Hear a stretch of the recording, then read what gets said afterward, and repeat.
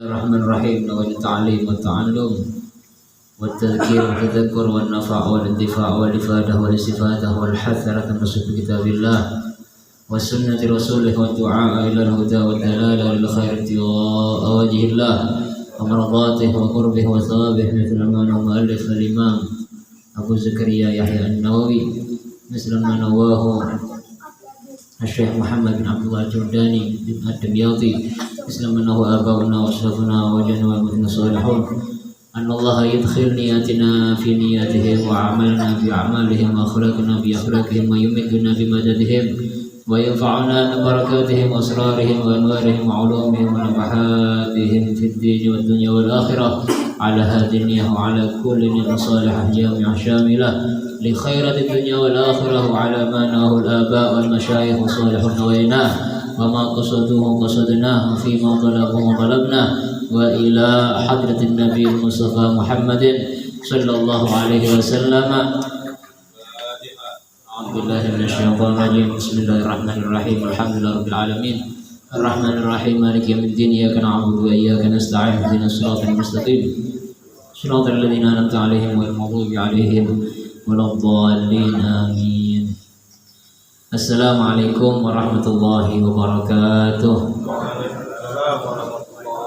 بسم الله والحمد لله والصلاة والسلام على سيدنا رسول الله سيدنا وحبيبنا محمد ابن عبد الله وعلى آله وصحبه ومن والاه ولا حول ولا قوة إلا بالله.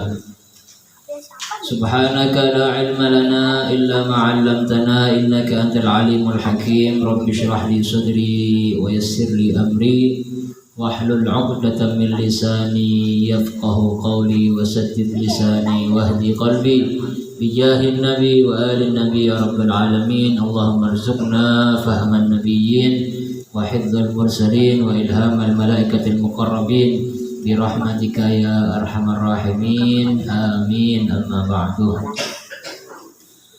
المكرم والمحترم حبيبنا الحبيب حسن بن طه الكاف mata'an Allah betul hayatih fi sihah wa afiyah.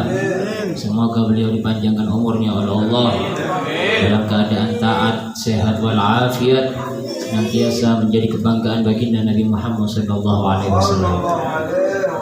Para asatidzah, para guru-guru ngaji, tokoh masyarakat, wabil khusus Al-Akh Ustaz Muhammad Aqib dan juga Ustaz Hadi, Ustaz Safiur Rahman, semua asatidz yang kami ta'zimi, yang kami muliakan, semoga diberikan istiqomah oleh Allah Subhanahu wa taala, senantiasa diberikan kekuatan untuk bisa mengemban amanah dari baginda Nabi Muhammad sallallahu alaihi wasallam. Semua hadirin ikhwan, kawan-kawan sekalian yang dirahmati Allah, alhamdulillah kita bersyukur kepada Allah malam ini. Pada kesempatan ini kita mendapatkan banyak rahmat nikmat dari Allah. Allah membuktikan sayangnya kepada kita semua, membuktikan kecintaannya Allah kepada kita dengan kita hadir di majelis yang mulia ini. Sama-sama kita mengharap rahmat dari Allah, sama-sama mengharap ampunan dari Allah Subhanahu wa taala. Laula rahmatullah, laula mahabbatullah, kalau bukan karena kecintaan Allah, kalau bukan karena rasa sayangnya Allah kepada kita, maka kita tidak mungkin bisa hadir di tempat yang mulia ini. Maka kita bersyukur kepada Allah. Kita bersyukur kepada Allah menjadi hamba-hamba pilihan yang digerakkan hati dan kaki kita untuk bisa melangkahkan kaki duduk bersama di tempat, di majlisnya baginda Nabi Muhammad SAW, untuk menghadiri talabul ilmi, untuk menghadiri kajian ilmu, untuk menghadiri nasihat yang telah disampaikan oleh baginda Nabi Muhammad SAW lewat sabda-sabdanya. Semoga kita semua mendapatkan fadilah, keutamaan daripada menghadiri majlis ilmu. Kalau mencari ilmu bisa di mana saja. Sekarang banyak media-media yang menyediakan ilmu. Kita buka HP, jika kita mencari ilmu, dapat kita ilmu. Tapi tidak mendapatkan fadilah hudur majlis ilmu. tidak mendapatkan fadilah menghadiri majelis ilmu. Kalau kita saat ini menghadiri majelis ilmu dan juga kita mendapatkan ilmu, bagaimana fadilah di antara fadilah menghadiri majelis ilmu? Huduru majlisil ilmi khairun min ibadati alfi sanah, alfi rak'ah, wa iyadati alfi marid, wa tasyyi'i alfi janazah. Di antara fadilah menghadiri majelis ilmu yaitu lebih baik beribadah dengan 1000 rakaat sholat, lebih baik daripada menjenguk 1000 orang sakit, dan lebih baik daripada mentasyi', menghantarkan jenazah, merawat jenazah 1000 jenazah. Itu fadilah menghadiri majelis ilmu, bukan fadilah mencari ilmu, bukan fadilah untuk mendapatkan ilmu. Menghadiri, ada upaya untuk menghadiri. Dan juga di antara fadilah menghadiri majelis ilmu, majelis zikir seperti ini, akan diampuni dosa-dosanya oleh Allah Subhanahu wa taala. Ini yang kita harapkan. Ada dalam sebuah hadis, ada seseorang datang ke majelis ilmu dengan membawa segunung dosa Tihaman, segunung dosa yang seperti gunung Tihama. Gunung Tihama sangat besar di kota Makkah. Menghadiri majelis ilmu dengan membawa segunung dosa, kemudian setelah pulang dosa-dosanya segunung tersebut diampuni oleh Allah Subhanahu wa taala, sebab menghadiri majelis ilmu. Apalagi kalau kita tadi memohon kepada Allah Subhanahu wa taala, bukan hanya hadir saja majelis ilmu, akan tapi juga kita memohon kepada Allah. Rabbi ighfirli dzunubi, ya Allah, bi barakatil hadil musyaffa', dengan berkat baginda Nabi yang memberikan syafaat, ampuni segala dosa-dosa kami ya Allah. Apalagi seperti itu. Kemudian tadi dalam qasidah bismillah tawassalna bi ghufranin ya ummul hadirina, dengan ampunan yang bisa merata kepada semua yang hadir, tidak terkecuali yang besar, yang kecil, yang tua, yang muda, yang sehat ataupun yang sakit, semuanya insya Allah mendapatkan bagian ampunan dari Allah Subhanahu wa taala.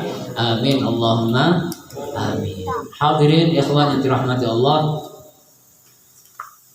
benar apa yang dikatakan oleh Habib Hasan bahwasanya malam ini malam istimewa. Bukan istimewanya karena kedatangan saya, bukan. Karena memang malam ini adalah momen yang istimewa. Di samping kita mengaji, momen ini adalah momen istimewa. Momen apa? Yaitu malam ini adalah malam ke-9 daripada bulan Dzulhijjah. Momen istimewa. Momen yang dikatakan oleh para ulama afdalu ayyamid dunya. Afdalu ayyamid dunya. Apa artinya? Afdalu paling utamanya ayyamid dunya, hari-hari yang ada di dunia ini adalah hari Arafah, hari ke-9 pada bulan Dzulhijjah. Maka karena itu sangat luar biasa kita tadi tidak henti-hentinya memohon kepada Allah, berdoa kepada Allah, berzikir, tahmid, tahlil, tasbih, semuanya kita kerjakan. Mudah-mudahan ini adalah langkah pertama untuk kita menghormat hari Arafah. Jangan berhenti di sini, tapi malam hari nanti perbanyak doa, perbanyak berzikir. Besok mulai pagi sampai sore perbanyak berzikir kepada Allah, perbanyak berdoa kepada Allah. Karena sabda Nabi Muhammad SAW, khairud du'a yaumi Arafah. Sebaik-baik doa adalah doa pada hari Arafah. Kalau sudah sebaik-baiknya doa, pasti doanya jos, pasti akan diterima oleh Allah Subhanahu wa taala. Tidak boleh kita ragu dengan doa yang kita panjatkan. Harus kita yakin, mantap, apalagi malam ini adalah malam Arafah. Doa kita yakin semuanya diijabah oleh Allah Subhanahu wa taala. Hadirin yang dirahmati Allah, untuk menambah daripada keistimewaan kemuliaan pada malam ini, pada kesempatan ini, kita teruskan kajian, nasihat, sabda-sabda dari baginda Nabi Muhammad SAW yang terkumpul pada kitab Arba'in Nawawi, 40 hadis yang dikumpulkan oleh Al-Imam Abu Zakaria Yahya An-Nawawi. Kata pembahasan tadi, kita sudah membaca wirid Imam Nawawi, Bismillah Allahu Akbar, aqulu ala nafsi wa ala dini, sampai akhir itu adalah wiridnya Imam Nawawi. Saat ini kita membaca kitab yang dikumpulkan, yang dikarang oleh Al-Imam Nawawi.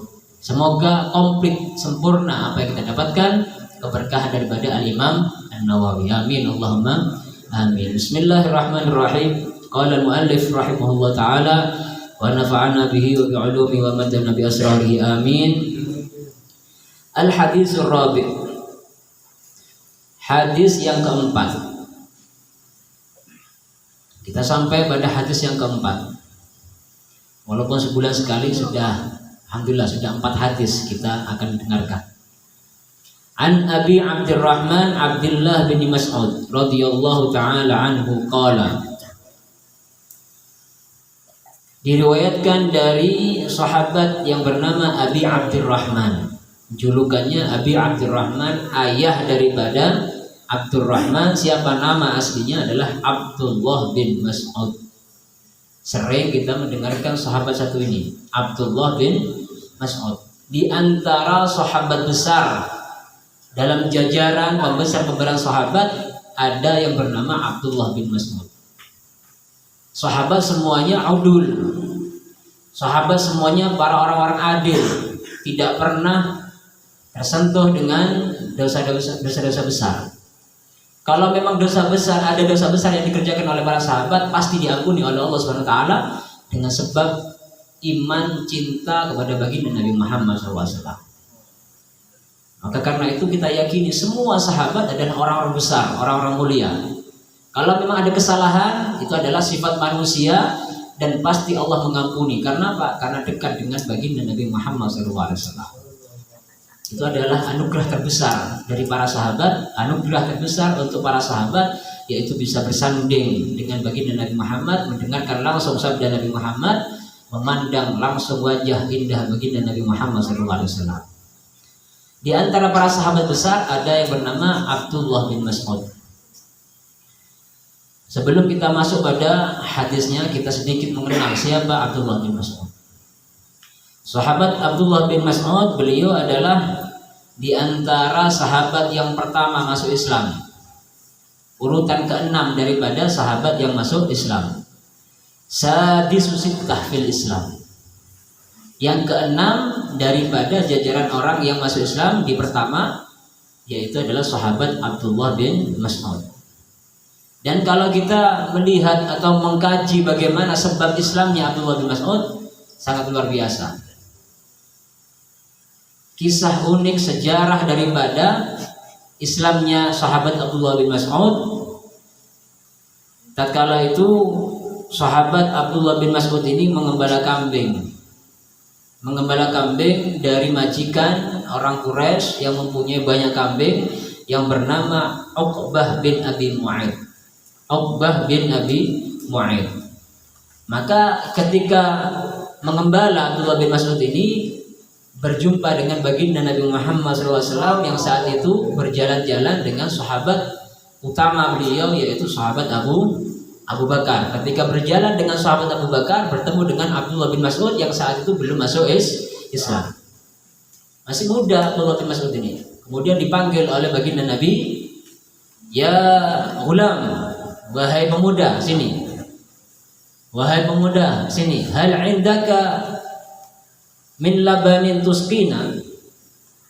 Wahai pemuda, apakah kamu mengembala kambing ini, ada tidak di antara kambing yang mengeluarkan susu yang bisa kami minum, kata Nabi. Maka Abdullah bin Mas'ud jujur, ada wahai Muhammad. Akan tapi saya ini tidak mempunyai hak. Saya ini tidak mempunyai hak karena ini adalah kambing-kambing dari majikan saya yang bernama Uqbah bin Abi Mu'aid. Saya tidak berhak untuk memberikan kepada Anda. Maka ketika melihat seperti itu, orang ini berarti anak ini, pemuda ini anak yang amanah, tidak gampang memberikan, tidak gampang mengambil hak daripada majikannya. Maka Nabi Muhammad ingin untuk anak ini masuk Islam, menampakkan mukjizat beliau. Apa mukjizat? Dipanggil Abdullah bin Mas'ud, "Ya gulam, apakah ada di antara kambing-kambingmu ini kambing yang masih perawan, yang belum pernah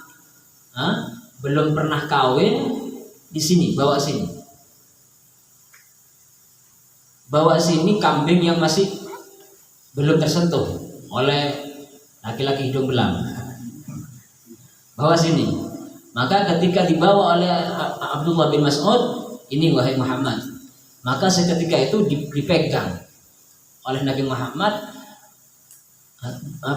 kambing yang masih muda ini dipegang, kemudian langsung seketika itu susunya banyak, bisa diperas.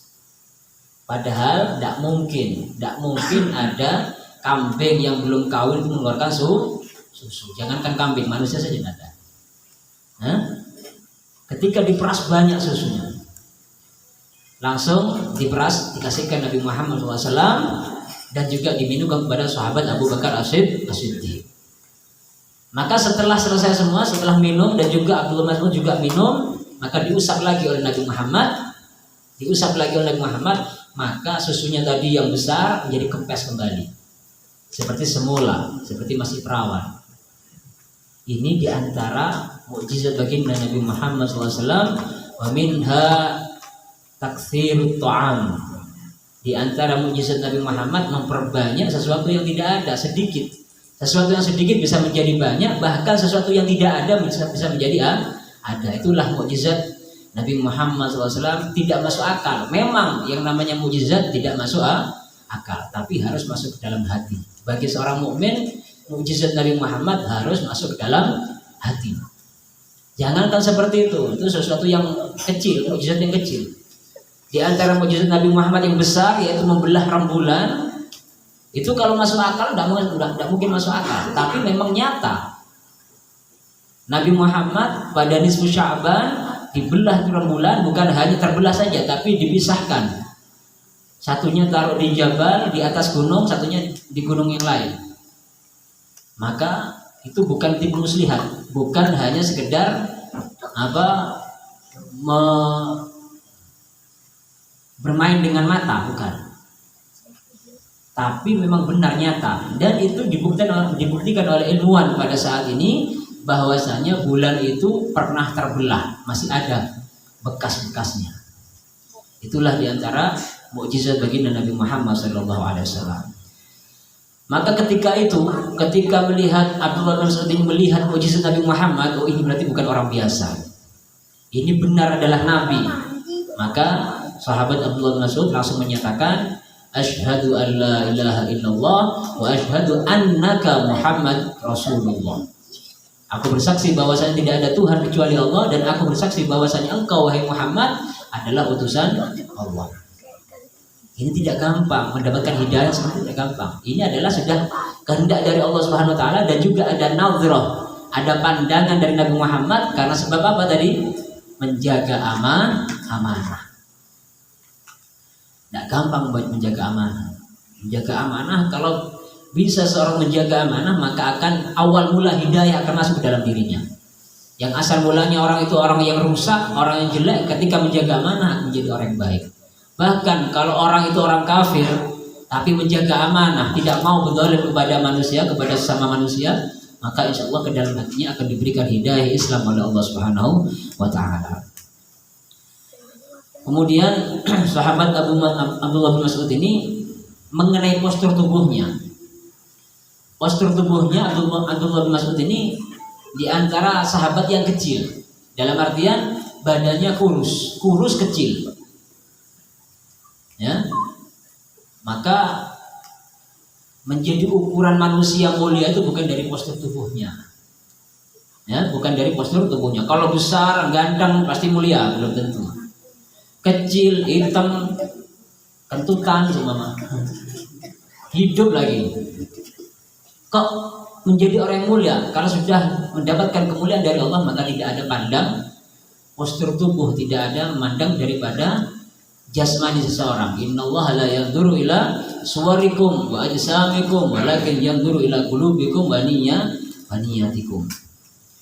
Sempat ditertawai oleh para sahabat yang lain, ditertawai sahabat Abdullah bin Mas'ud ini ketika manjat mau ngambil kayu arok untuk dibuat siwak, ya, manjat mau ngambil ranting kayu siwak, maka ketika manjat kelihatan betisnya betisnya Abdullah bin Mas'ud.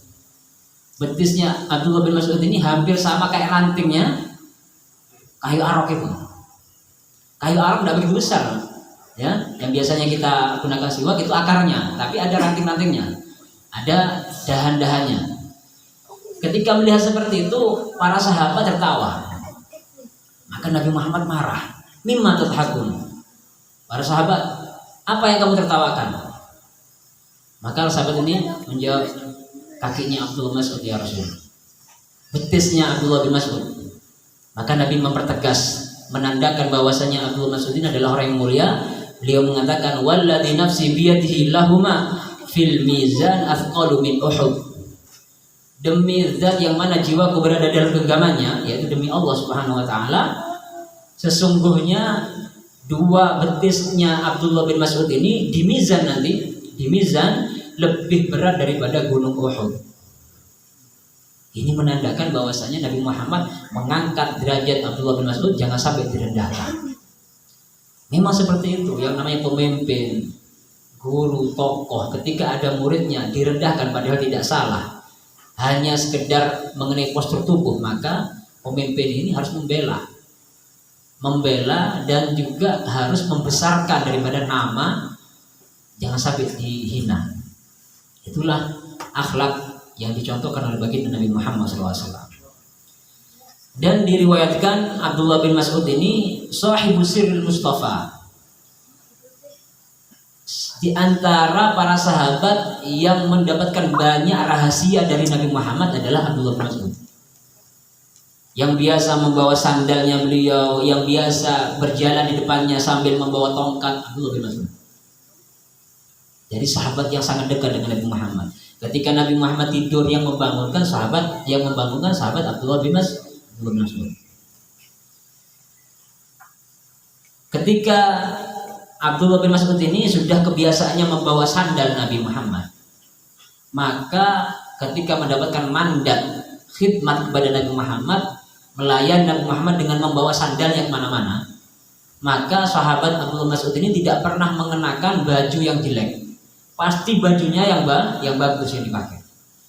Bukan untuk bangga-banggaan, bukan untuk gaya-gayaan, akan tapi untuk menghormat sandal yang dibawa, menghormat daripada sandal baginda Nabi Muhammad SAW, ta'ziman li na'lai Rasulullah SAW. Allahumma shalli ala Muhammad. Dan juga yang sering masuk ke keluarga Nabi Muhammad, yang membantu Nabi Muhammad di keluarganya juga Abdullah bin Mas'ud. Kemudian, nah ini di antara sebab kemuliaan Abdullah bin Mas'ud, Nabi Muhammad pernah memberikan sayembara kepada sahabatnya. Wahai sahabat-sahabat, ketika itu setelah turun surat Ar-Rahman, 'allamal Qur'an, khalaqal insana 'allamahul bayan, terusnya itu ya. Ketika turun ayat Ar-Rahman, maka Nabi Muhammad memberikan sayembara, may yaqra'uha 'ala Quraisy. Siapa di antara kalian yang mendengarkan ini mampu, berani membacakan kepada orang-orang Quraisy? Siapa di antara kalian yang berani membacakan kepada orang-orang Quraisy?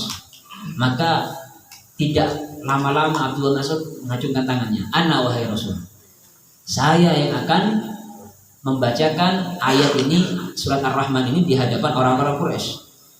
Kemudian pergi, ya, langsung pergi Abdullah bin Mas'ud ini.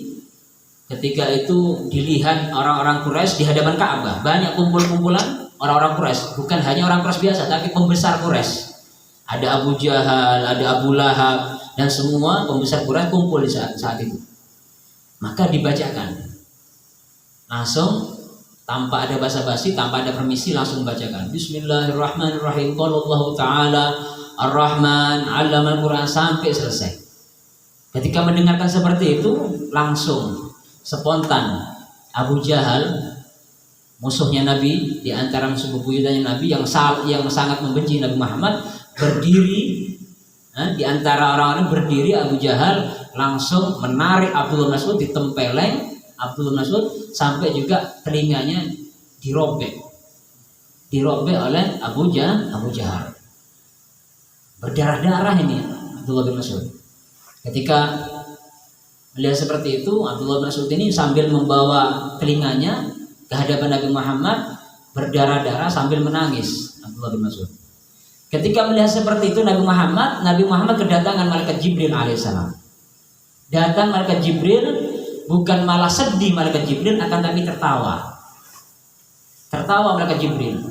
Kemudian Nabi Muhammad tidak rela, ada sahabatnya yang sakit, menangis, kok ada malaikat Jibril tertawa. Wahai malaikat Jibril, apa yang menyebabkan kamu tertawa? Padahal ini sahabatku Abdullah bin Mas'ud saat ini dianiaya, mendapatkan kesulitan. Wa bin Mas'ud yabki, anta tadhak wa bin Mas'ud yabki. Maka malaikat Jibril mengatakan, "Sata'lamu ya Rasulullah mimma alhaq." Wahai Rasul, wahai Nabi Muhammad, engkau akan mengetahui nanti karena apa aku sebab apa aku tertawa.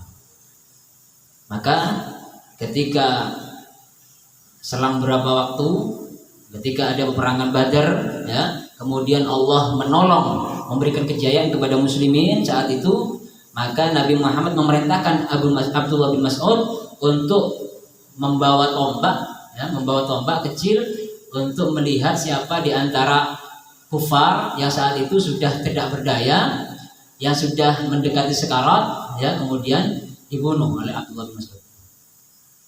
Maka ketika keliling seperti itu, dapat perintah dari Nabi, Abdullah bin Mas'ud melihat Abu Jahal. Takut Abu Jahal masih mempunyai kekuatan. Hidungnya ini digini-ginikan sama Abdullah bin Mas'ud. Apa masih punya kekuatan nih? Ketika sudah tidak ada kekuatan, tidak ada daya, langsung dipenggal Abu Jahal oleh Abdullah bin Mas'ud, dan juga telinganya dirobek. Maka ketika dibawa Nabi Muhammad ke hadapan Nabi Muhammad, sambil diambilkan tali, dibawa dieret, ya, kepalanya Abu Jahal ini pada hadapan Nabi Muhammad. Maka Nabi Muhammad kedatangan malaikat Jibril, wahai Muhammad, tahukah kamu apa sebab aku tertawa? Apa sebab aku tertawa? Kata malaikat Jibril, udhun bil udhun war ra's ziyadah. Udhun bil udhun, telinga dibalas dengan telinga. Dulu waktu masih hidup Abu Jahal memotong telinganya Abdullah bin Mas'ud, dan sekarang dipotong telinganya, bahkan ada tambahannya, ada bonusnya, yaitu dipenggal kepalanya. Ini diantara kemuliaan Abdullah bin Mas'ud, ya, tidak rela Nabi Muhammad sahabatnya diganggu, disakiti, pasti akan mendapatkan balasan nanti orang yang menyakiti sahabat Nabi Muhammad SAW. Masuk pada dalam hadis, qala haddatsana Rasulullah. Haddatsana Rasulullah sallallahu alaihi wasallam telah memberitakan kepada kami, telah berbicara kepada kami Rasulullah SAW, baginda Rasul SAW, wa huwa as-sadiq, dan beliau Nabi Muhammad as-sadiq adalah satu-satunya manusia yang jujur, tidak pernah berbohong. As-sadiq al-masduq, as-sadiq al-masduq, orang yang dibenarkan oleh Allah, dibenarkan oleh para malaikat, dan dibenarkan oleh manusia. Kalau orang itu masih mempunyai hati nurani, ada kebenaran dalam dirinya, pasti membenarkan Nabi Muhammad, pasti menganggap jujur kepada Nabi Muhammad. Dulu itu musuh-musuhnya Nabi Muhammad itu bukan semuanya, hampir semuanya itu membenarkan kepada Nabi Muhammad, meyakini bahwasanya Nabi Muhammad adalah benar, jujur. Kenapa? Mulai kecil tidak pernah berbohong, sangat menjaga amanah, bahkan mendapat julukan Al-Amin. Tidak mungkin orang yang mulai kecil tidak pernah berbohong ini kok mengada-ngada. Pastinya adalah sesuatu yang benar.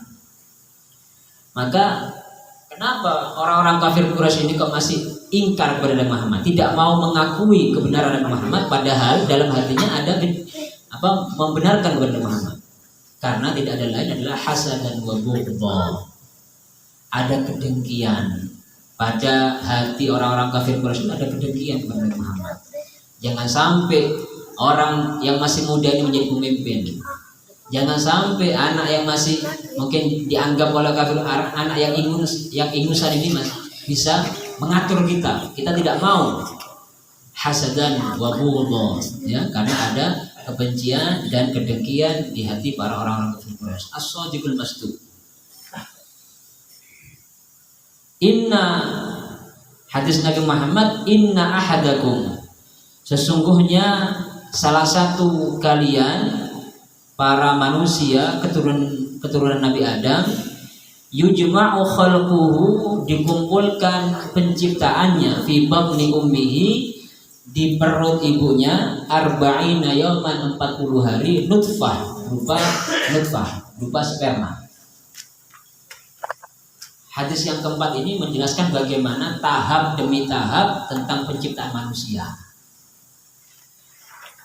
Makanya sebelum hadis ini disebutkan, Abdullah bin Mas'ud memberikan penegasan, as-shadiqul masduq, tidak boleh kita ragu dengan apa yang disampaikan ini. Karena Nabi Muhammad adalah manusia satunya yang paling jujur.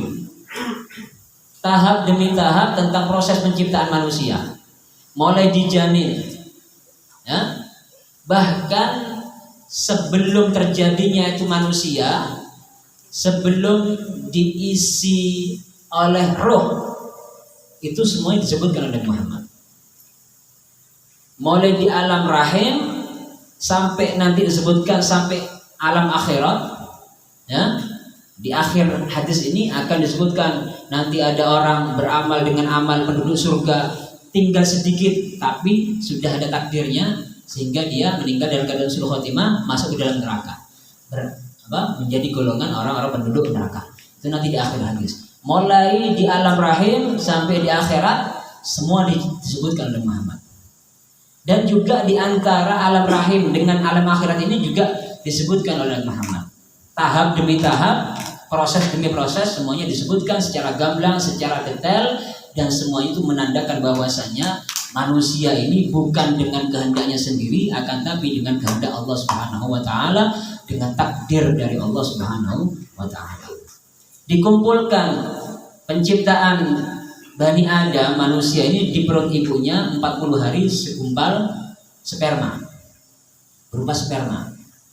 Jadi jangan sampai kita lupa, awal mula kita ini adalah dari apa?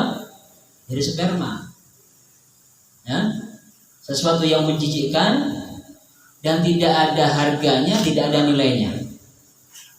Kalau ada orang memberikan nilai kepada sperma, berharga itu sperma, ya sudah orang kurang waras. Bahkan kalau dikasihkan saja, jangankan suruh beli, dikasihkan saja tidak ada yang mau.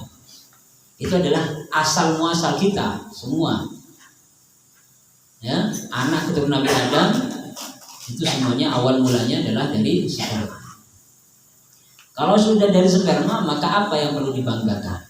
Apa yang pantas untuk disombongkan? Nasihat sahabat Sayyidina Ali karramallahu wajhah, beliau mengatakan, ma libni Adam wal fakhr. Apa yang dibanggakan oleh keturunan Nabi Adam ini? Apa yang dibanggakan oleh manusia ini? Awwalu nutfah madhirah, awal mulanya penciptaannya dari nutfah yang menjijikkan, wa akhiruhu jifah qadirah, dan akhirnya nanti ketika sudah meninggal, sudah mati, menjadi jifah, menjadi bangkai yang juga menjijikkan. Wa ma bainahuma yahmilul adhirah, dan di antara awal penciptaan dengan akhir kehidupannya sampai meninggal, di antara nutfah dengan jifah tadi, nutfah dengan jifah, itu manusia ini senantiasa membawa kotoran. Ya benar. Siapa dari kita yang tidak membawa kotoran? Semua kita membawa kotoran. Kemana-mana, bahkan ke masjid kita juga membawa kotoran. Kalau tidak percaya, coba buka perutnya. Jangankan ke dalam perut, coba buka telinganya. Apakah ada kotorannya? Banyak. Jangankan ke telinga, diiris sedikit ujung jari kita, maka akan keluar apa? Kotoran, sesuatu yang najis. Darah adalah sesuatu yang najis.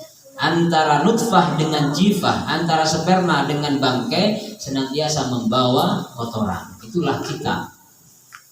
Maka ketika ada putranya raja Harun, putranya Harun Ar-Rasyid. Ini biasa kan yang namanya pangeran itu, ya anaknya raja agak congkak. Biasanya penuh dengan gaya-gayaan, kebanggaan. Maka ketika bertemu dengan Imam Malik bin Dinar memberikan nasihat. Wahai anak sultan, wahai anak raja, sudah hilangkan perilaku-perilaku yang menandakan kesombongan. Jangan seperti itu kamu. Maka putranya raja ini, pangeran ini langsung membantah. Ya Malik bin Dinar, apakah kamu tahu siapa aku? Apakah kamu tahu siapa aku? Kata pangeran ini. Maka Malik bin Dinar mempertegas, memang aku benar-benar tahu dengan kamu. Sungguh aku tahu dengan keadaan kamu. Kamu ini adalah awal mulanya sperma, akhirnya adalah bangkai, dan setiap saatnya kamu membawa kotoran. Ketika sudah mendapatkan jawaban seperti itu, sudah berubah. Nasihat yang ampuh untuk para sultan, nasihat ampuh untuk orang-orang kaya yang menampakkan kesombongannya. 40 hari berupa sperma. Wa yakunu ala summa yakunu alaqatan mithla dzalik. Kemudian 40 hari seperti itu juga terbentuk alaqah. Alaqah itu seperti gumpalan darah, seperti lintah, ya, seperti lintah yang menempel ke dinding rahim. Ya, seperti lintah. Itu terbentuknya ketika sudah 40 hari kedua. Ya, 40 hari kedua itu seperti alaqah. Tsumma yakunu mudghatan mithla dzalik, kemudian menjadi segumpal daging pada masa 40 hari berikutnya. 40 hari nutfah, 40 alaqah, 40 hari mudghah, segumpal darah. Tsumma yursalu ilaihil malak. Kemudian setelah 40 hari ketiga ini, maka Allah mengutus satu malaikat untuk meniupkan roh kepada itu janin. Ditiupkan roh kepada itu janin. Maka ketika sudah ditiupkan roh, maka akan hidup itu janin. Berkembang, hidup, ada detak jantungnya, ada pergerakan. Wa yu'maru bi arba'i kalimat. Ketika sudah ditiupkan roh, diperintahkan malaikat ini untuk mencatat 4 hal. Sudah dicatat di alam roh, sudah dicatat 4 hal ini. Semuanya ini adalah yang berkaitan dengan kehidupan manusia. Yang pertama, bikat birizqihi, dengan mencatat seberapa rizki yang dia dapat. Jadi mulai sudah di alam janin, di alam rahim itu sudah ditakar rizkinya oleh Allah Subhanahu wa taala. Tidak bisa lebih, tidak bisa kurang dari ketentuan yang telah ditentukan oleh Allah Subhanahu wa taala. Walaupun orang itu kerja tidak cukup 24 jam kerja, mungkin 25 jam. Jadi tambah sendiri jamnya. Setiap hari seperti itu. Kalau sudah takaran rizki dari Allah seperti itu, sudah ditakar, sudah ditentukan oleh Allah, tidak mungkin bisa bertambah. Dan bahkan kalau seumpama ada orang, ini bukan mengajari untuk malas ya, tidak. Tapi ini kembali kepada takdir. Kalau seumpama orang itu tidak kerja sama sekali 24 jam, tidur saja, ketika sudah ditentukan takdirnya oleh Allah, ditakdirkan rezekinya oleh Allah, pasti akan nyampe, pasti akan dapat. Maka karena itu, kalau sudah ditakdir rezeki kita oleh Allah Subhanahu wa taala, sudah takarannya sudah ditetapkan oleh Allah, tidak usah banyak ngeluh, tidak usah banyak sumpah, tidak usah banyak memikirkan masalah rezeki. Kita kerja memang adalah tugasnya kita kerja. Tapi kembali lagi kepada tawakal, kembali lagi pada takdir. Maka ketika kita bekerja, ada dasaran kita melihat pada takdir, maka tidak ngoyoh kerja kita. Apa tidak ngoyoh ini? Bukan tidak ngoyo ya. Tidak ngoyoh, tidak terlalu memaksakan, tidak menggebu-gebu untuk bekerja. Dan tidak ada kekecewaan. Ketika kita yakin dengan rezeki yang telah ditetapkan oleh Allah, kita tidak mungkin ada kecewa. Ketika sudah kerja, sudah usaha, sudah maksimal usahanya, kok tetap saja gagal, tidak mendapatkan rezeki, sudah kembalikan kepada Allah Subhanahu wa taala. Berarti takaran rezeki saya seperti ini. Makanya perbedaan antara orang yang berakal dengan orang yang hanya mengandalkan akalnya, perbedaan orang yang berakal dengan orang yang kurang akalnya, yaitu ketika berangkat bekerja yang menjadi targetnya ini seberapa nanti rezeki yang Allah berikan kepada saya. Itu adalah orang yang berakal. Orang yang berakal tembus kepada hatinya yang menjadi keimanan. Saya berangkat bekerja, berusaha, yang ada dalam pikirannya berapa nanti rezeki yang Allah berikan kepada saya.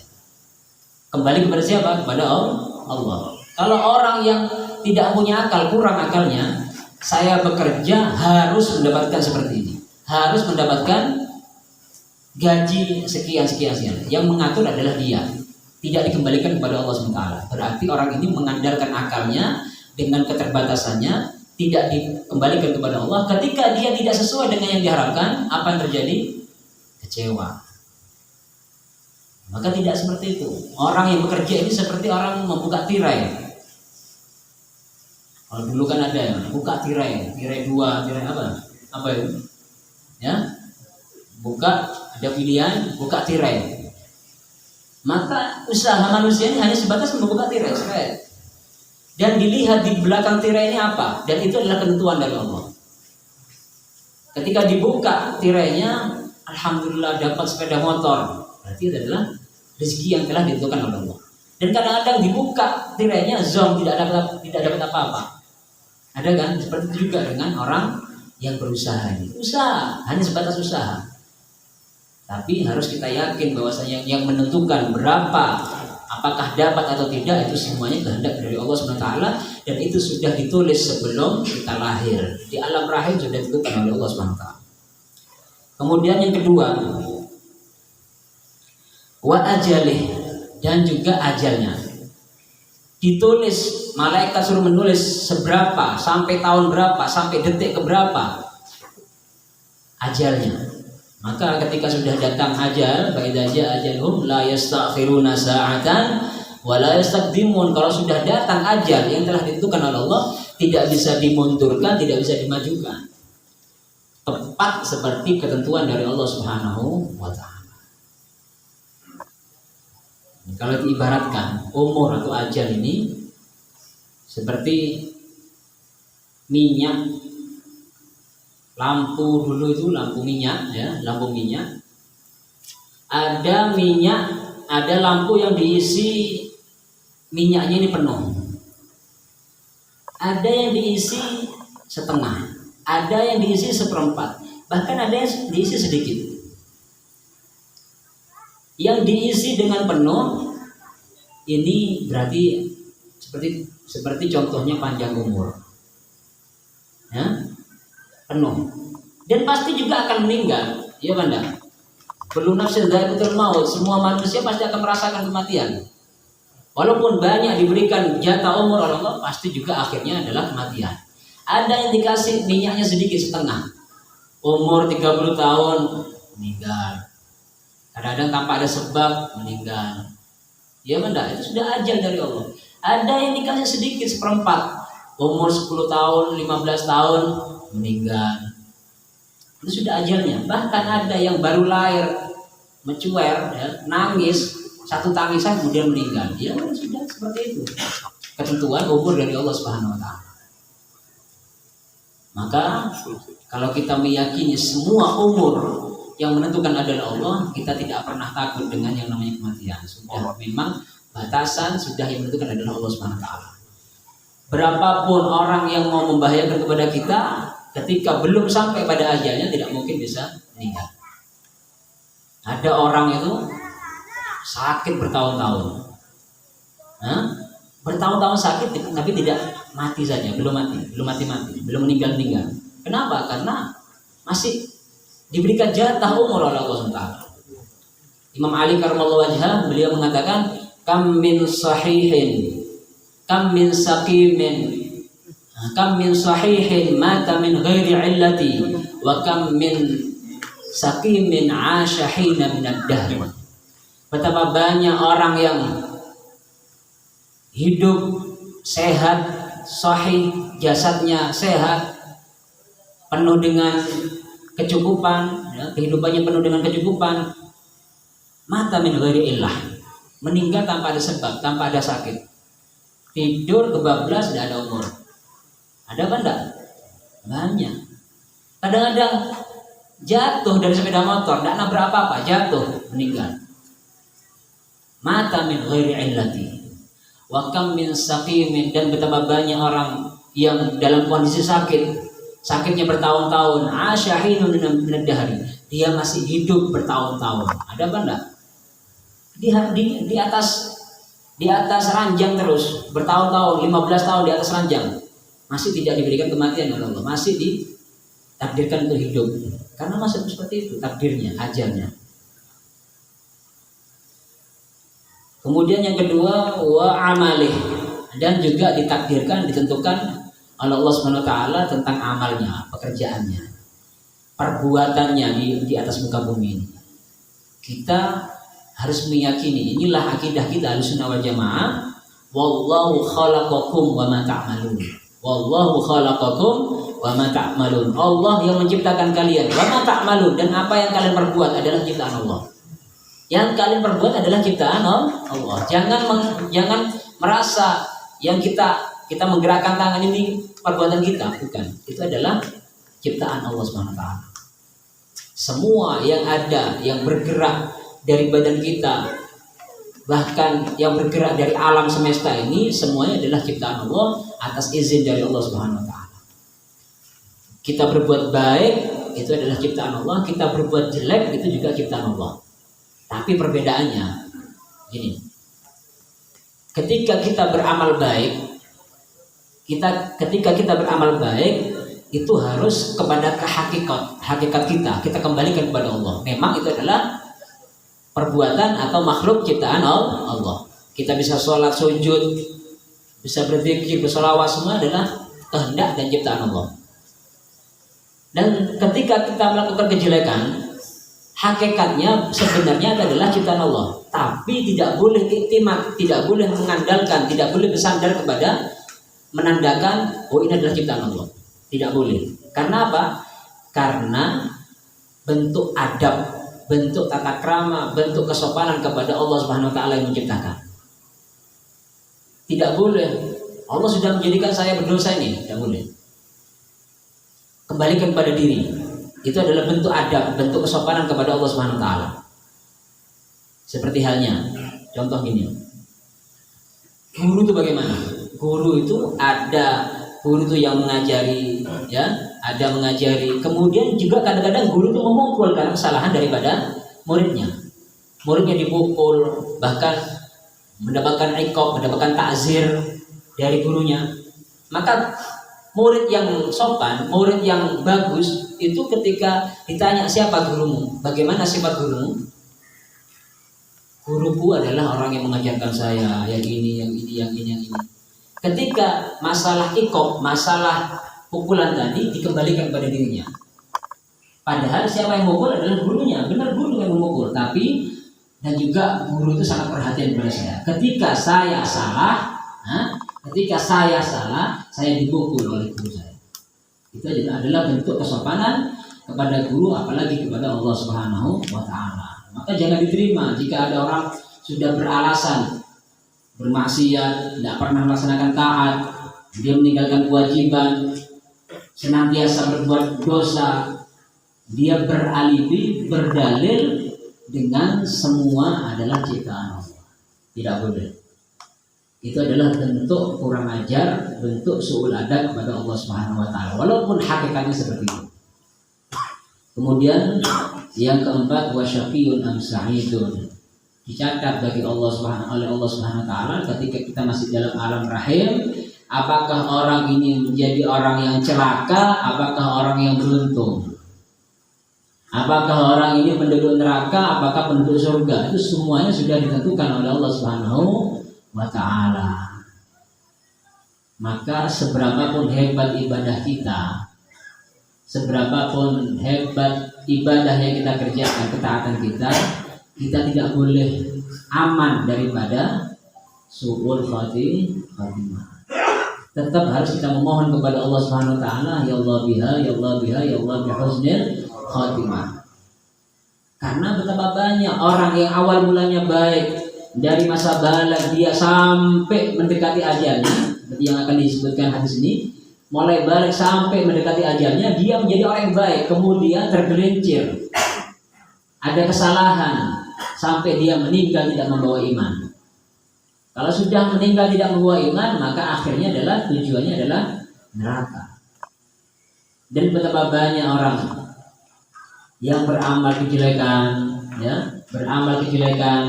mulai masa balik sampai mendekati kematian, kemudian ketika di akhir kematian dia berubah menjadi orang yang taat, taubat kepada Allah, meninggal dengan keadaan husnul khatimah. Maka ini memberikan pelajaran. Seberapapun hebat ibadah kita jangan tidak boleh sombong. Tidak boleh merasa kita ini orang yang baik. Tetap harus waspada dengan ketentuan dari Allah Subhanahu wa taala. Dan seberapapun jelek manusia tidak boleh kita remehkan, tidak boleh kita hina. Bisa jadi orang yang bermaksiat ini di akhir umurnya dia mendapatkan hidayah masuk ke dalam surganya Allah Subhanahu wa taala. Mengenai ketentuan ini, apakah celaka, apakah menjadi orang yang bahagia, orang yang beruntung, inilah yang ditakutkan, yang menjadi kekhawatiran terhadap kekasih-kekasihnya Allah. Orang-orang yang baik itu masih khawatir.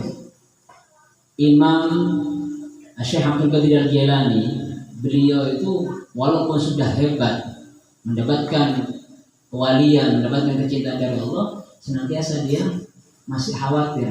Bahkan ketika melihat dalam sebuah sejarah hidupnya beliau, Imam Abdul Qadir Jailani ini pernah membeli ikan. Sudah dibeli dari ikan dari pasar, kemudian dibawa, diproses di rumahnya, sudah dibersihkan semuanya, digoreng, tinggal makan saja, kemudian dimakan kucing. Pernah kan mendengarkan cerita seperti itu? Ya, ketika sudah enak, sudah di hadapannya, sudah di wadah piring, kemudian dimakan kucing, tidak sempat untuk dinikmati oleh Syekh Abdul Jilani. Ketika melihat seperti itu nangis Syekh Abdul Jilani. Nangis. Ditegur oleh muridnya atau dari keluarganya. Wahai Syekh, kenapa Anda ini nangis? Karena sebab ikan saja. Ikan bisa kita beli, bisa kita proses lagi. Maka Syekh Abdul Jilani beliau mempertegas menjawab, yang aku khawatirkan bukan ikannya, tapi ada ibroh, ada pelajaran bagaimana keadaanku. Aku ini sudah diberikan kemuliaan oleh Allah, mulai kecil sudah dalam ibadah sampai besar dalam ibadah. Aku khawatir nasibku seperti ikan ini, dimakan kucing. Kalau sudah ikan, gambaran iman yang ada dalam hati, ketika sudah mau dinikmati kemudian dimakan oleh kucing, diambil oleh setan, maka apa? Na'udzubillah, aku meninggal, keluar dari agama, keluar dari dunia ini tidak membawa agama, tidak membawa keimanan.